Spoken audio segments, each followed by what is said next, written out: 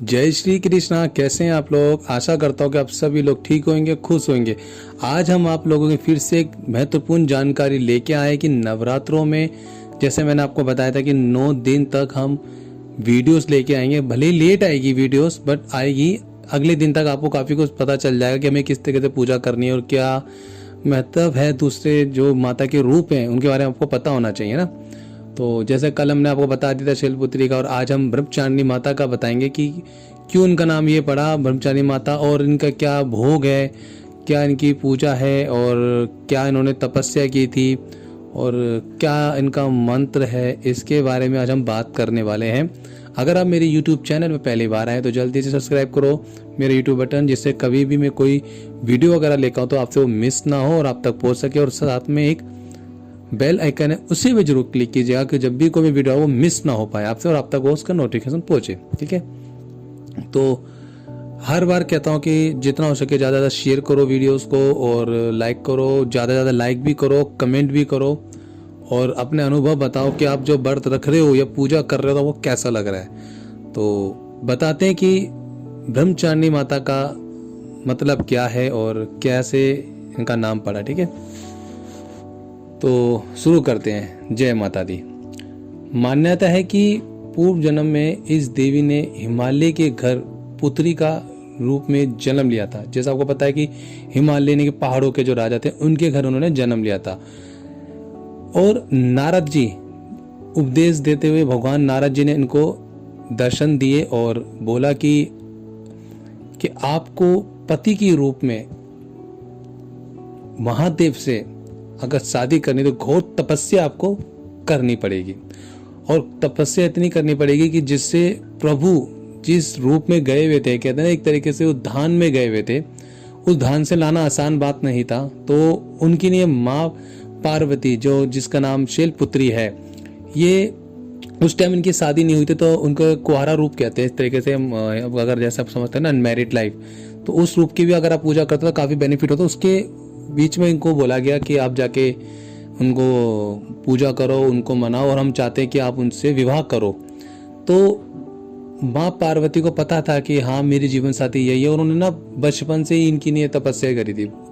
जैसे ही उन्हें जब पता लगा कि मेरे पति परमेश्वर यानी कि मेरे जो आराध्य जी को प्यार करती थी कि वो उस जगह पे उस स्थान पे बैठे, तो उन्होंने खूब तपस्या करी। इन्होंने इतनी तपस्या करी आप सोच भी नहीं सकते कि इन्होंने कितनी तपस्या, कई हजारों साल तपस्या करी। इन्होंने कई हजारों साल तपस्या करी, बिना खाए पिए रहना। मतलब मैं आपको बता दूं इतनी तपस्या की थी कि कठिन तपस्या के कारण इन्हें ब्रह्मचर्य के साथ नाम पड़ा। तो उनके बाद अवहित किया गया और हजारों वर्ष तक बिना खाए बिताए, और 100 वर्षों तक केवल जमीन पर रहकर शाखा पर निर्भर रहे, यानी कि जमीन पर खाना खाया और जमीन के ऊपर ही ये सोए। और खुले आकाश के अंदर, कहते हैं ना खुला आकाश, कुछ भी आपको मतलब दिखेगा नहीं, और मतलब खुला है, मतलब कुछ ठंड हो या गर्मी हो उसी में आपको रहना पड़ेगा। उस तरीके से ये उस आकाश के नीचे रहे। ठीक है ना। और सब कुछ धीरे धीरे उन्होंने खाना बंद कर दिया। पहले तो उन्होंने, जैसे कि मैंने बताया कि फल, पहले ये ना फल फ्रूट पे रह रहे थे, जैसे कि फल खा रहे थे, कुछ सालों तक फल खाए, साल 2 साल 5 साल 20 साल 200 साल, जब तक उन्होंने फल खाया। कुछ दिन तक कठिन उपवास रखे, और खुले आकाश के नीचे जब वर्षा होने लगी, धूप पड़ने लगी, घोर कष्ट सहने लगी, 3000 वर्ष तक टूटे हुए बेल पत्र होते हैं ना, बेल पत्र, उनकी जो शाखा होते हैं उनको उनके ऊपर रही पर ये, और आराधना करती रही, पूजा करती रही, भूखे प्यासे, मतलब भूखुल ही इन्होंने फल भी बंद कर दिया। अब कहने मतलब उन्होंने फल बंद कर दिया। अभी किस पे रह रहे थे? जो बेल पत्र होते हैं जो शिव जी को हम चढ़ाते हैं उस टाइप में, वो बेल पत्र के ऊपर ही रहने लगी और उन्हीं को ही खाने लगी। अब क्या हुआ, उन्होंने धीरे धीरे धीरे उसको भी छोड़ दिया। माता ने कई हजार साल तक ये भूखी रही और बिना पानी की रही, और बहुत तपस्या करते। इस कारण इनका नाम ना अन्नपूर्णा के नाम से भी इनको माना जाता है। और कठिन तपस्या के कारण देवी के शरीर के एकदम क्षीण हो गए, यानी कि देवी माता ने एकदम कमजोर सी हो गई, क्षीण मतलब बिल्कुल कमजोर सी हो गई है माता। ठीक है ना, उसमें काफी कमजोर हो जाती है माता। और ऋषि ने एक दर्शन दिए, और ऋषि मुनियों ने दर्शन दिए, और ब्रह्मचारिणी की तपस्या को देखते हुए सहराते हुए कहा कि हे देवी, आज तक एक ब्रह्मा जैसे कहते हैं ऋषि होते हैं, उन्होंने इनको मतलब दर्शन दिए और बोला हे देवी, आज तक किसी ने ना इस तरह की कठिन तपस्या नहीं की होगी। हकीकत बता रहे कि ये इतनी कठिन तपस्या तो कोई कर ही नहीं सकता। मतलब आजकल लोग व्रत रखते हैं, ठीक है, हम लोग व्रत रखते हैं माता के लिए, कभी कोई कह रहा है चिप्स खा लेते हैं, कभी कोई कहता है कि हमें वो आलू उबाल के खा लेते, खीर खा लेते, तो व्रत तो क्या हुआ ही नहीं। व्रत का मतलब होता है कि आपने अपने आप को कष्ट दिया भूखे रह के, तो उससे भगवान को भी कष्ट होता है कि यार मेरी नहीं कोई भूखा रह रहा है, यार मेरी नहीं मतलब इतना तप कर रहा है कि मैं अपने कंट्रोल कर रहा है भूख को। तो इस तरीके से भगवान का व्रत रखा जाता है और माना जाता है। अब तो ऐसा हो गया है, दुकान पर आओगे तो आपको चिप्स मिल जाते हैं और पता नहीं अलग अलग तरीके की तो वैरायटी मिलने लगी आजकल लोग खाने की, व्रत रखने की। तो मुझे तो लगता नहीं कि इस तरीके से कोई व्रत रख सकता होगा यार कोई खा के, क्योंकि मैं खुद बता रहा हूँ, मेरी मम्मी खुद 9 दिन व्रत रखती है, सिर्फ 2 लौंग पे रहती है और पानी के ऊपर बस, उनका कोई आहार नहीं होता। माता को भोग लगाते हैं प्रॉपर तरीके से 9 दिन। तो 9 दिन इतनी तपस्या करने के बाद ना ऐसे ही भगवान नहीं मिलते, क्योंकि हम लोग सेवा करते हैं 9 दिन तक, पूजा करते हैं 9 दिन तक, माता का यज्ञ करते हैं, क्योंकि हमें लोग कल्याण करना है तो काफ़ी चीज़ें हमारे साथ जुड़ती हैं, तो हमें बहुत तपस्या करनी पड़ती है। तो माता ने सोचो कितनी तपस्या की, तो हम तो कुछ भी नहीं कर सकते। जो आप लोग कहते हो ना कि आज मैंने ये नहीं खाया, मैंने वो नहीं खाया, मैं नहीं मानता। को जो माता ने तपस्या करी, किसके नहीं करी तपस्या? उन्होंने हमारी नहीं करी थी, अपने लिए नहीं करी थी, क्योंकि वो ये बताना चाहते हैं कि तपस्या करके ही इंसान सब कुछ पा सकता है, भगवान को भी पा सकता है। तो भगवान की इन्होंने बहुत कठिन तपस्या करी, शरीर एकदम मैंने बताया ना बिल्कुल कमजोर हो गया, बिल्कुल खत्म सा हो गया। ब्रह्मचारिणी तपस्या के ना अनुभव सहन मतलब बहुत ही ज्यादा होने लगा। और कहते कि देवी ऋषि हो गए जैसे कि, और जो मुनि थे जब उन्होंने दर्शन दिया, उन्होंने कहा इतनी कठोर तपस्या किसी ने नहीं की है जितनी तुमने करी है, और तुम्हारी मनोकामना पूर्ण होगी, और भगवान चंद्रमौली शिव जी तुम्हें पति के रूप में प्राप्त होंगे। इन्होंने ना पति के रूप में मतलब शिव जी को पति के रूप में प्राप्त करने की नहीं इन्होंने तपस्या की थी। तो फिर इनको जब आशीर्वाद मिला और बोला कि पति के प्राप्त में तुम्हें तपस्या छोड़कर घर लौट जाओ जल्दी, और तुम्हारे पिता लेने आ रहे हैं। कि आपने देखा होगा महादेव के नाटक में भी दिखाया गया था कि जब माता बिल्कुल कमजोर हो जाती है, व्रत रखती है, तो बिल्कुल कमजोर होती है, उनके पिताजी उन्हें लेने आते हैं कि चलो बेटा अब तुम्हारी तपस्या पूरी हुई, अब तुम अपने घर चलो, है ना।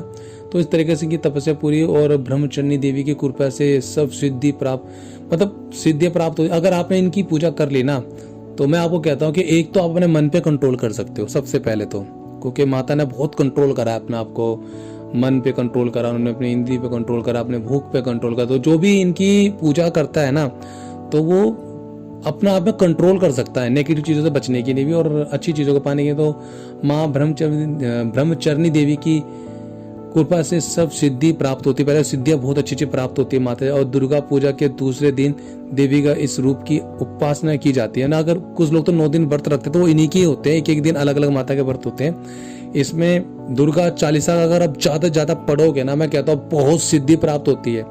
जितना हो सके ना दुर्गा चालीसा पढ़ो, जिससे आप दुर्गा चालीसा पढ़ोगे तो आपके लिए बहुत बेटर रहेगा, ठीक है ना। तो दुर्गा चालीसा जितना हो सके उतना ज़्यादा पढ़ो, और इनका जो भोग है और किस तरीके से इनकी पूजा करने में वो बताते, तो आपको पता लग गया होगा कि माता कौन थी। तो सबसे पहले क्या करना है, सुबह उठना है जल्दी से, और उठ के जैसे आप जैसे आप उठ रहे हो पूजा पाठ करते हो उस तरीके से नहा धो के अच्छे कपड़े पहनने साफ सुथरे। इसके बाद आसन पर बैठ जाना और माँ ब्रह्मचारिणी की पूजा करनी और बोलना, हे माँ ब्रह्मचारिणी, आज आपका दिन है, मैं आपकी सेवा कर रही हूँ या सेवा कर रहा हूँ। और उन्हें फूल, अक्षत और रोली, चंदन आदि अर्पित करें। माँ को दूध, दही, दूध, मधु एवं शक्कर से बनाए हुए भोग बड़े पसंद है। जैसे कि अगर आप नहीं बना पाते हो तो मिश्री का भोग लगा सकते हो, कहने का मतलब है माता को। चीनी का भी भोग लगा सकते हो और बर्फी का भोग लगा सकते हो, पीली बर्फी का भोग। पीला बहुत चीजें पसंद है को, पीली ज्यादा, तो पीली बर्फी का भोग लगा सकते हो माता को। और आप केले का भी भोग लगा सकते हो। तो जैसा आपका बजट हो आप उस तरीके से आप माता के भोग लगा सकते हो। फिर उन्हें पान और सुपारी और लौंग जरूर देना आपको, माता को ना पान, लौंग और सुपारी अर्पित जरूर करनी है आपको। और मंत्र को जाप करे, आरती करे। आरती करना ना भूले, पूरे 9 दिन पूजा करने के बाद माता की आरती कर सकते हो, और करनी भी चाहिए माता की आरती, उससे आपको काफ़ी कुछ प्राप्ति होती है। और सबसे मैं बता दूं कि अगर आप सबसे सिंपल मंत्र बताने जा रहा हूँ, क्योंकि देखो वीडियो ज़्यादा लंबी हो जाती है तो फिर फ़ायदा नहीं, आप लोग स्किप करोगे। तो मंत्र जो है ना वो छोटा सा मंत्र है, ओम देवी ब्रह्मचारिणी नमः। ओम देवी ब्रह्मचारी देवाय नमः। ठीक है, इस तरीके से आप मंत्र पढ़ो। अब बाकी डिस्क्रिप्शन में मैंने मंत्र डाल दिया, ओम देवी ब्रह्मचारी नमः। इस तरीके का मंत्र तो इनके काफ़ी सारे हैं, तो मुझे लगता है कि छोटा सा मंत्र है ये आप लोगों के लिए भी ठीक रहेगा। इनकी 108 माला 108 बार इनको जप करना है पूजा करने के बाद, और 3 माला सुबह करो और 3 माला दोपहर को, 3 माला रात को, 3 टाइम इनकी माला जप करना है। और हर बार बता रहा हूँ कि ना आप माता दुर्गा का 40 का पाठ जरूर पढ़ना और माता की आरती जरूर करना। बहुत बढ़िया आरती कैसे करनी है मैं आपको बता दूं। आरती आप कर सकते हो माता के कपूर के साथ, है ना, कपूर और लौंग की आरती आप कर सकते हो। जैसे कि 5 सरस्वती की लौंग कपूर आती है, वो ले लिया आपने, 5 स्टिक डाल ली, उसमें 5 लौंग डाल के आप भोग लगा सकते हो, और देसी कपूर के साथ भी आप भोग लगा सकते हो और आरती कर सकते हो माता की। तो इस तरीके से माता की आप सेवा कर सकते हो और माता का मंत्र जाप कर सकते हो, और आपके घर में सुख शांति बनी रहेगी। और इस तरीके से आप पूजा करें, और हो सके तो पीले कपड़े आप पहने। अगर लड़की हैं या लड़के हैं तो आप पीले कपड़े पहन सकते हो। और जिनके घर में कहते हैं कि लड़कियों के रिश्ते नहीं आ रहे हैं, तो मैं कहता हूँ कि इन माता की सेवा कर लो आप। आपके घर में जिसका रिश्ता रुका हुआ है उसका रिश्ता जल्दी से हो जाए, चाहे वो लड़की हो चाहे लड़का हो, उनको करना चाहिए ना पूजा। तो इस तरीके से आप पूजा करो और आपको सिद्धियों की प्राप्ति होगी। मंत्र जाप मैंने आपको बता दिया, और लास्ट में हम बताएंगे जो 9वीं का दिन होगा कौन सा मंत्र में जाप करना चाहिए कि सभी हमको और सिद्धियाँ मिले। तो आप जैसे मैं आपको बता रहा हूँ तो इसी तरीके से आपको पूजा करनी घर के अंदर, और आपको जैसा आपको बजट हो आप माता को वैसे भोग लगाओ। और हाँ, एक चीज़ बताना भूल गया, माता को कमल का फूल बहुत पसंद है, तो अगर हो सके तो कमल का फूल जरूर चढ़ाना माता को। कमल का फूल चढ़ाओ, माँ को बहुत पसंद है, ये जरूर चढ़ाना। अगर भोग में आप चढ़ाते हो पीली बर्फी चढ़ा सकते हो, पीले केला चढ़ा सकते हो, पीला जो भी फ्रूट पीला होता है वो चढ़ा सकते हो। और ये भी ना हो आपके पास तो चीनी का भी भोग लगा सकते हो माता को। तो माता तो बस भाव की भूखी है, आप उनको भाव लगाओ, उसमें भी माता खुश है। आशा करता हूँ कि आप लोगों को समझ आया होगा कि किस तरीके से आपको पूजा करनी है। और जल्दी से जाके लाइक करो, कमेंट करो, फिर अगली वीडियो के लिए तैयार हो जाओ। जल्दी से हम एक नेक्स्ट वीडियो लेके आते हैं। जय माता दी।